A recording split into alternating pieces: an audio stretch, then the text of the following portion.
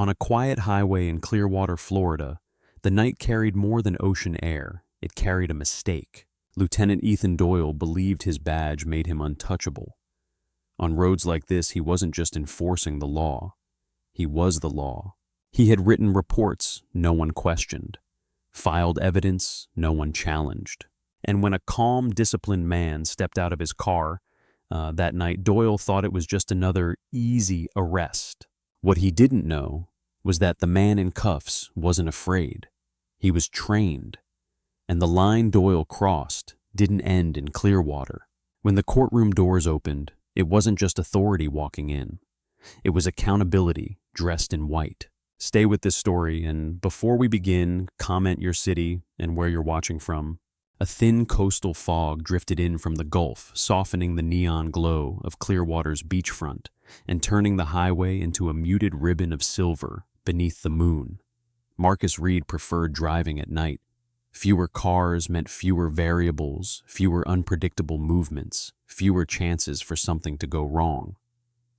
The ocean lay somewhere beyond the dark dunes to his right, unseen but present in the salt that filtered faintly through the vents.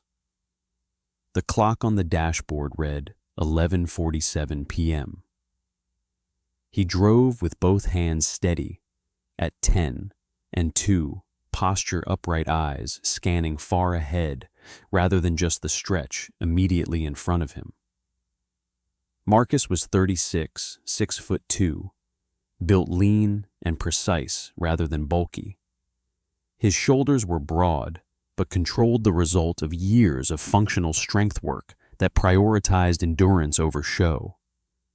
His skin was a deep, even brown, his face clean-shaven, except for the faint shadow of a day's growth. A pale scar cut subtly along his jawline, thin and deliberate like a reminder etched into bone. His hair was cropped short, disciplined, even in civilian life. He wore dark jeans and a fitted charcoal t-shirt that outlined muscle without flaunting it. There was something in the way he held himself, a quiet readiness, a stillness that wasn't passive, but measured. The red and blue lights ignited behind him without warning. Marcus checked the speedometer. 62. The sign he had passed moments earlier read 55. He exhaled once, slow and controlled. "All right," he murmured. He eased the sedan onto the shoulder gravel, crunching softly under the tires. Before the patrol cruiser had fully settled behind him, Marcus lowered all 4 windows and switched on the interior dome light. His hands moved deliberately back to the steering wheel, fingers spread visible. It wasn't habit. It was calculation. The cruiser door opened with a heavy metallic click. Lieutenant Ethan Doyle stepped out, adjusting his duty belt as he approached. Doyle was in his early 40s, thick through the chest and waist, carrying the remnants of an athletic past that had slowly hardened into something heavier. His sandy blonde hair was trimmed short but thinning at the crown. A closely kept beard framed his square jaw, though it did little to soften the tension that permanently lived there. His pale blue eyes were sharp, scanning, always evaluating. Doyle had once been considered ambitious. Years ago, he had expected to move quickly up the ranks. But an internal review, after several excessive force complaints, had stalled that trajectory. Officially, he had been cleared. Unofficially, the stain lingered. Since then, a quiet resentment had taken root, a need to reassert control in small, unmistakable ways. Out here, on a dim coastal highway with no supervisors in sight, he felt steady again. He approached the driver's side flashlight beam, cutting cleanly into Marcus's face. "Evening," Doyle said, voice flat. "Good evening, Officer," Marcus replied calmly, eyes forward, hands unmoving. "Know why I pulled you over? I believe I was doing 62 in a 55, sir." Doyle's jaw tightened slightly. Immediate compliance frustrated him. It removed tension too quickly. License and registration. My wallet is in my back pocket, Marcus said evenly. Registration is in the glove compartment. I'm going to reach for them slowly. Doyle didn't respond verbally, but his right hand hovered closer to his holster. Marcus moved with deliberate care, retrieving the documents without haste. No sudden gestures, no extra movements. Doyle studied him while scanning the license. His gaze drifted over the car's interior, spotless, organized, almost sterile. No clutter, no smell of alcohol, no visible anxiety. You visiting? Doyle asked. Passing through. From where? Virginia. A beat of silence. Doyle leaned closer to the open window and inhaled slowly. I smell marijuana. The statement lingered in the humid air. There are no drugs in this vehicle, Marcus said, tone level and steady. The lack of fear unsettled Doyle. Most drivers stumbled here, over-explained, apologized. This one did neither. Step out of the car. Marcus paused for half a second, not defiance, but assessment.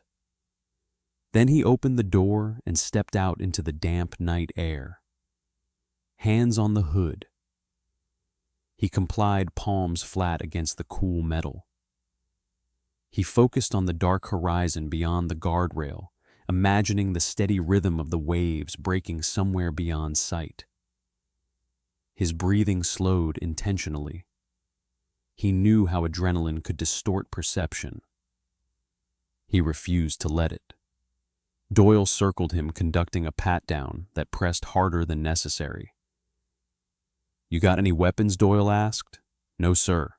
I'm going to search the vehicle. I do not consent to a search, Marcus said clearly. Doyle gave a short, humorless laugh. That's not how this works. He moved toward the rear of the sedan. The trunk popped open with a hollow mechanical sound.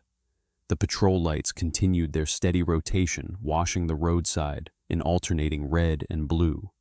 A single passing vehicle slowed briefly, then continued on.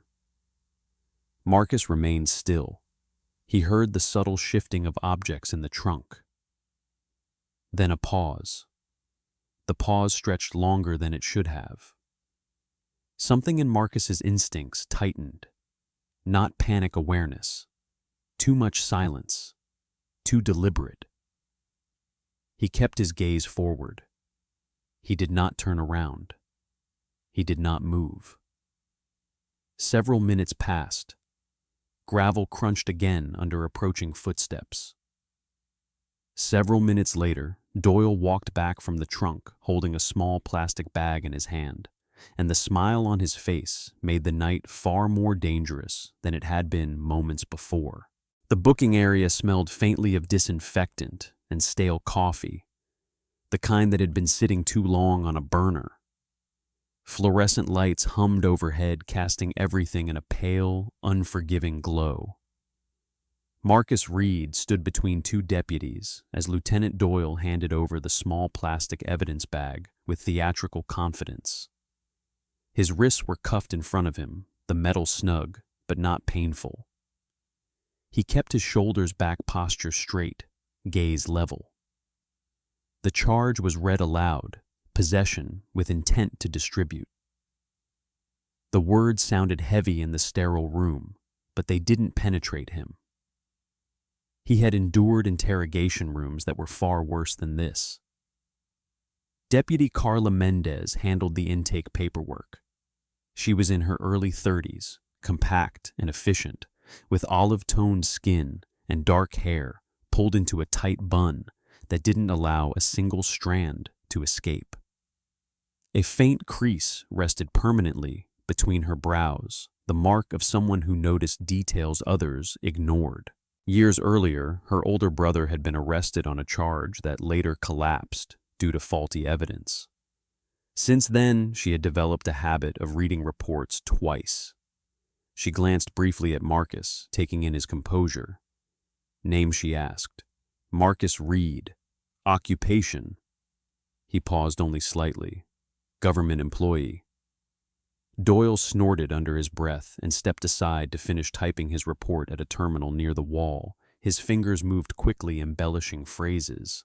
Suspect displayed furtive movements, strong odor of narcotics, resisted verbal commands. The narrative flowed easily. He had written variations of it before. Marcus observed the rhythm of the room.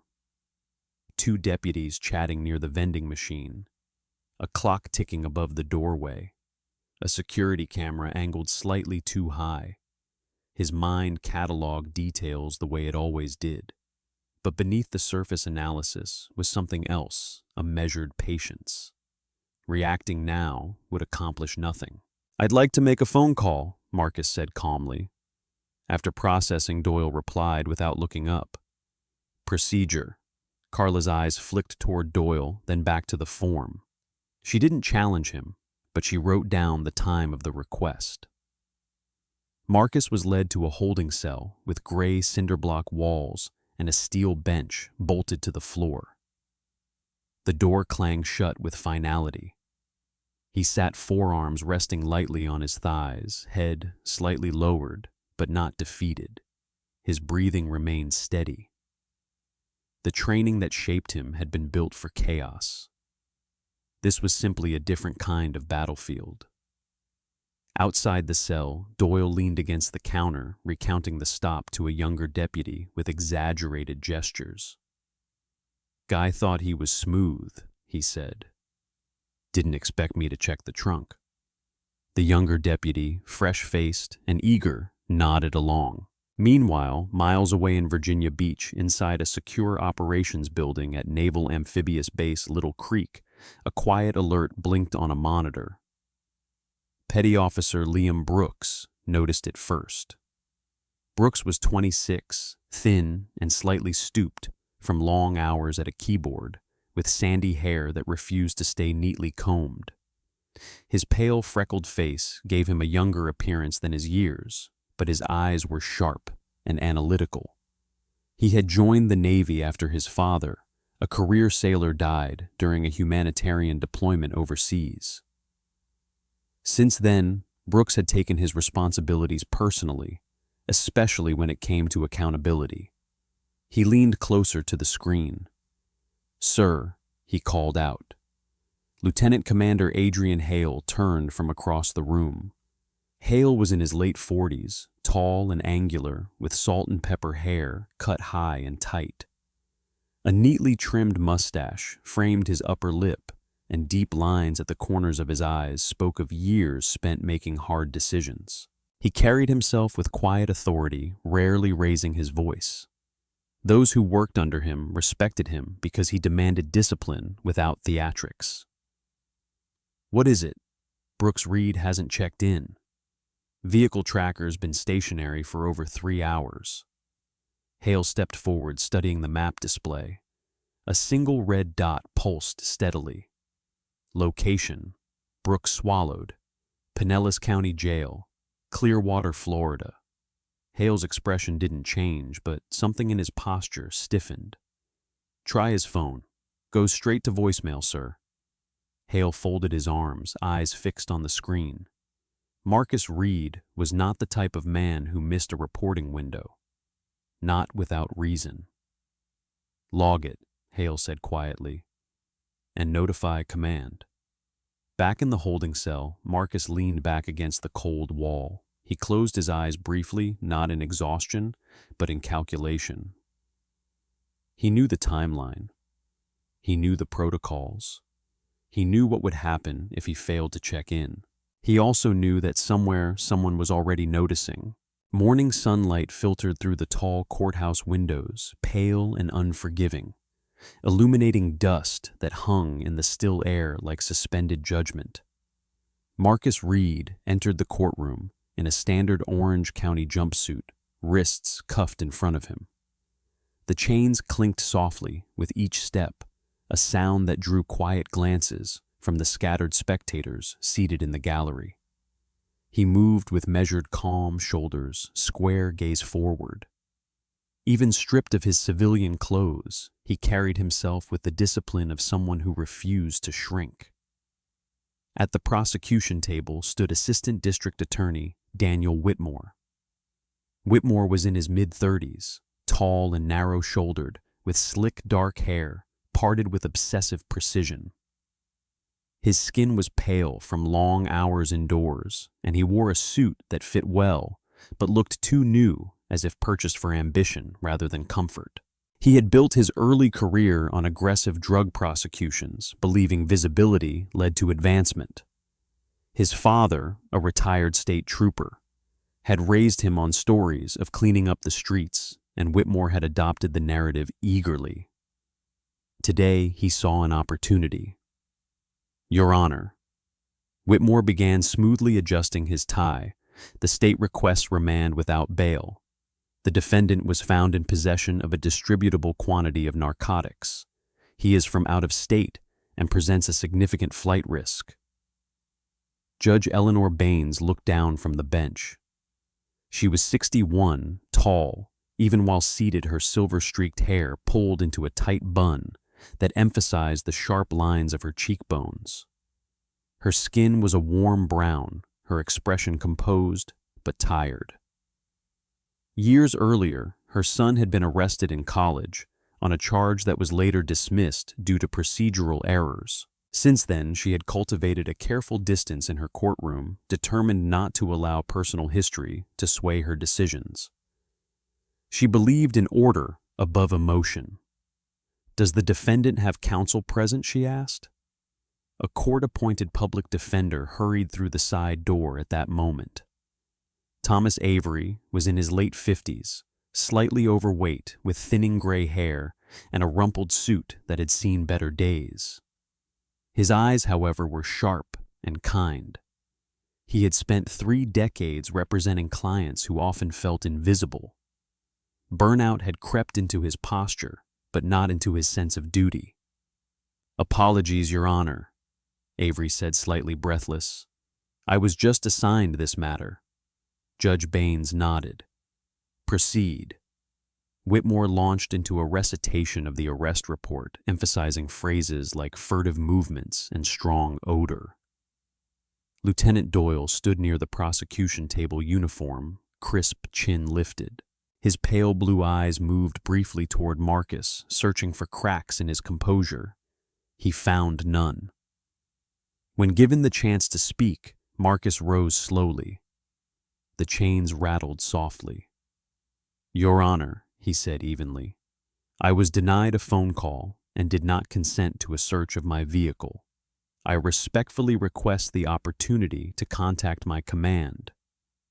A murmur rippled faintly through the room at the word command, but Whitmore dismissed it with a slight roll of his shoulders. "Your Honor, the defendant's statements are irrelevant to the matter of bail." Judge Baines studied Marcus for a long moment. His tone was controlled. No tremor, no desperation, just clarity. Before she could respond, a subtle shift occurred in the hallway beyond the double doors. It wasn't loud at first, more a change in atmosphere, a pause in conversation. The distinct cadence of multiple synchronized footsteps. Deputy Carla Mendez, stationed near the back wall, turned her head toward the sound. The courtroom doors opened. The first figure to enter was a tall man in immaculate white dress uniform. Rear Admiral Nathaniel Ward carried himself with quiet authority that seemed to alter the air around him. He was in his mid-50s, dark-skinned, broad-shouldered, with closely shaved hair and a neatly groomed mustache. A thin line of gray edged his temples. His chest bore rows of ribbons earned over decades of service. He had commanded men in combat and buried some of them. The weight of that history lived behind his steady eyes. Behind him walked 2 Naval Criminal Investigative Service agents in dark suits, movements, precise expressions, unreadable. The room fell silent. Whitmore's confident posture faltered slightly. Judge Baines straightened. Doyle's jaw tightened. Rear Admiral Ward stepped forward with measured steps, gaze fixed not on Marcus, but on the bench. "Your Honor," he said, calmly, voice resonant and controlled, "I believe this matter now falls under federal jurisdiction." The courtroom did not erupt into chaos when Rear Admiral Nathaniel Ward finished speaking. Instead, it grew quieter, the kind of silence that presses against the ribs. Judge Eleanor Baines leaned forward slightly. "Admiral, this is a state proceeding." Ward's expression did not change. "It was your honor." Behind him, Special Agent Colin Mercer stepped forward, a leather portfolio tucked beneath his arm. Mercer was in his early 40s, lean and sharp-featured, with close-cropped black hair and a narrow scar running from the edge of his eyebrow into his hairline. The scar had come from a failed undercover operation years ago, a case that had ended with a fellow agent dead, and Mercer carrying the quiet weight of survival. Since then, he had developed a reputation for precision. He did not speculate. He verified. "Your Honor," Mercer said evenly, placing documents on the clerk's desk, "Naval Criminal Investigative Service has obtained and reviewed preliminary digital records associated with this arrest." Assistant District Attorney Whitmore shifted in his seat. On what authority, federal oversight regarding detained active duty personnel, Mercer replied, without raising his voice. Lieutenant Ethan Doyle felt something unfamiliar settle into his stomach. Not fear yet, but discomfort. He kept his chin lifted, jaw set, hands resting near his belt. Rear Admiral Ward did not look at Marcus. He looked at Doyle. Lieutenant Doyle Ward said calmly, "At 23:51 hours last night, your body camera recording ceased for 17 seconds. Doyle's lips tightened. "Technical glitch." Mercer opened the portfolio and withdrew a printed still image. "The recording stops precisely as you move behind the suspect vehicle. It resumes once you return to the driver's side." Whitmore stood. "Objection. This is not a suppression hearing." Judge Baines raised a hand. "Sit down, Mr. Whitmore." Mercer continued unhurried. Additionally, the plastic evidence bag submitted in this case contains a batch identification number. Doyle's pulse ticked faster. He remembered the number now. "That number," Mercer said, "corresponds to a controlled substance seizure logged 3 weeks ago in an unrelated arrest conducted by Lieutenant Doyle." The air shifted. Judge Baines's eyes moved slowly toward Doyle. "Explain," she said. Doyle cleared his throat. "Evidence gets processed in bulk. Numbers overlap." Mercer shook his head once. "Not in this jurisdiction. Each batch is uniquely cataloged." Rear Admiral Ward stepped forward half a pace. "Your Honor, we are formally requesting immediate preservation of all digital records, patrol vehicle footage, and evidence locker inventories associated with Lieutenant Doyle." Deputy Carla Mendez, standing near the rear of the courtroom, felt her stomach drop. She remembered the intake report. The phrasing had been too polished, too familiar. In the gallery, a woman lifted her phone subtly. Her name was Sarah Klein. Sarah was 38, tall and narrow-framed, with long chestnut hair pulled into a low ponytail. Her skin was lightly freckled from years of Florida sun, and faint lines around her green eyes suggested someone who had learned to squint into difficult truths. She wore jeans and a linen blazer, practical rather than fashionable. A cracked leather camera strap hung around her neck, attached to a well-used DSLR. 5 years earlier, her younger brother had taken a plea deal in a drug case that later unraveled due to procedural misconduct.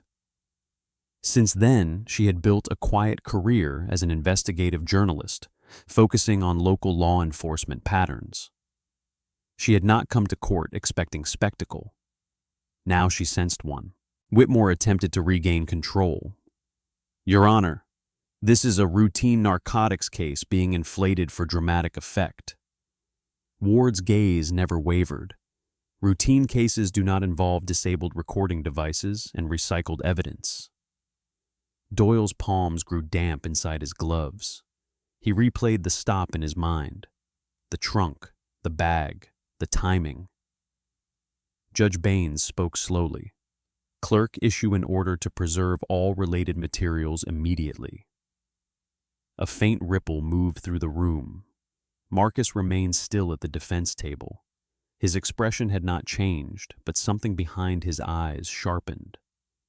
The timeline was unfolding exactly as it should. Mercer added one final statement. Forensic review of the seized substance is underway. We anticipate confirmation within hours. Outside the courthouse, unmarked federal vehicles idled quietly in the heat. Inside, Lieutenant Ethan Doyle stood straighter, as though posture alone could hold back what was tightening around him. And in that tightening silence, it became clear that this was no longer about a traffic stop. The afternoon light had shifted by the time the hearing resumed, stretching long gold bars across the polished courtroom floor. The air felt heavier now, charged with anticipation rather than routine procedure. Judge Eleanor Baines adjusted her glasses and prepared to issue her ruling on remand.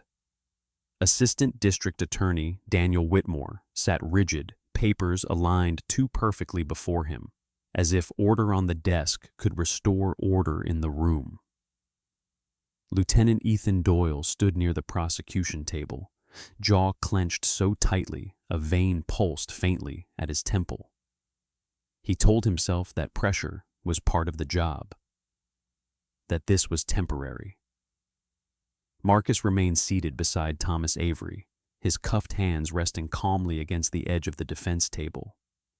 His breathing was even. His gaze was steady. Internally, he felt the timeline closing in, not like a trap, but like a sequence reaching its inevitable conclusion. The courtroom doors opened again. This time, the entrance was not subtle. Rear Admiral Henry Lawson stepped inside his presence, filling the room before he spoke a word. Lawson was 58, tall and powerfully built, his posture unbending. His skin was a deep bronze weathered lightly by decades of service. His hair was cropped close, iron gray at the temples. His face bore strong angular lines, softened only by the faint crease that appeared when he narrowed his eyes in concentration. He carried himself with the authority of a man who had commanded ships and men under fire, and who expected discipline without asking for it. Behind him entered Commander Rachel Kim of the Judge Advocate General's Corps. Kim was in her early 40s, slender and composed with straight black hair, cut to her jawline, and sharp, observant eyes. Her expression revealed nothing, but her reputation in military legal circles was formidable.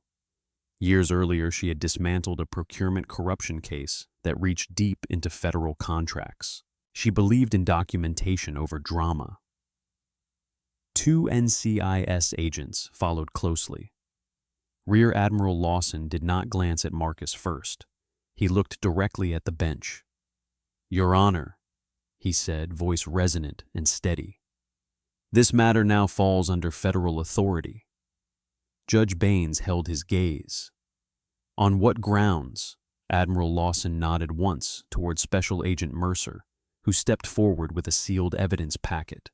"Grounds of falsified evidence, tampering with recording equipment, and unlawful detention of active duty personnel," Mercer stated evenly. Commander Kim placed a folder before the clerk. "We are submitting forensic confirmation that the seized substance does not match any material from the alleged traffic stop environment. Additionally, we have verified the batch identification was previously logged in a separate case." A murmur spread through the gallery. Whitmore stood abruptly. "This is highly irregular. So is disabling a body camera," Kim replied calmly. Doyle felt heat climb up his neck. He opened his mouth to speak, but the words stalled. For the first time, his confidence faltered visibly.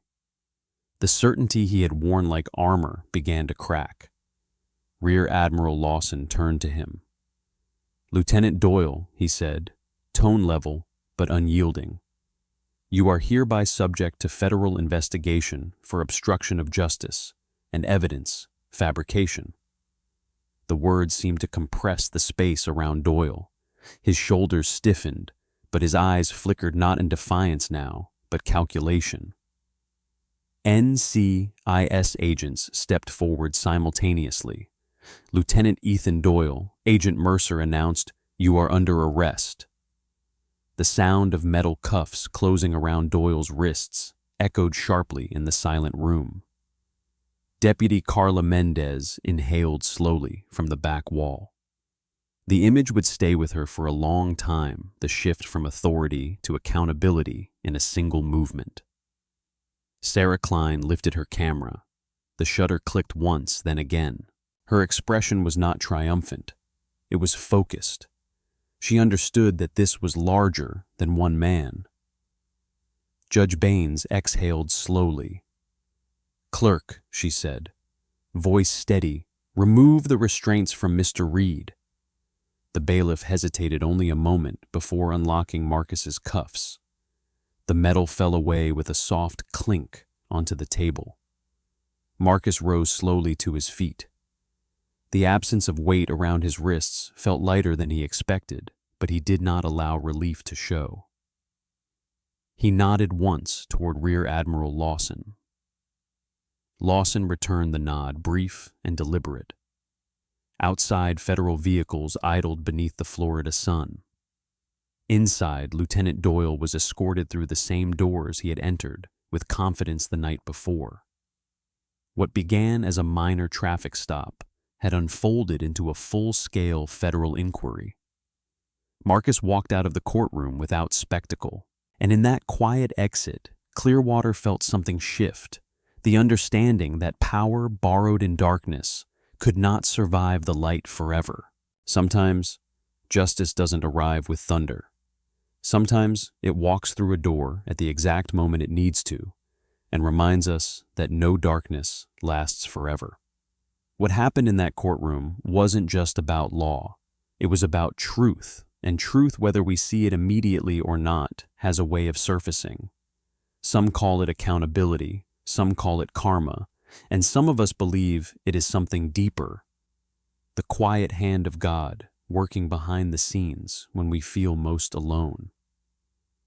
In our everyday lives, we may not face flashing lights or courtrooms, but we all face moments when we are misunderstood, judged unfairly, or tested beyond what feels reasonable. In those moments, faith matters, integrity matters, restraint matters. Because even when no one else sees what is happening, God does. Maybe the miracle isn't always dramatic. Maybe the miracle is simply this, that truth eventually stands up, that courage holds its ground, and that those who choose discipline over anger walk away stronger. If this story reminded you that justice still exists, if it encouraged you to hold on to faith when things seem stacked against you, share it with someone who needs that reminder today. Leave a comment about a moment in your life when you saw light break through darkness. Subscribe to this channel for more stories about courage, truth, and redemption. And wherever you are watching from, may God protect you, guide your steps, and give you strength in the battles no one else sees.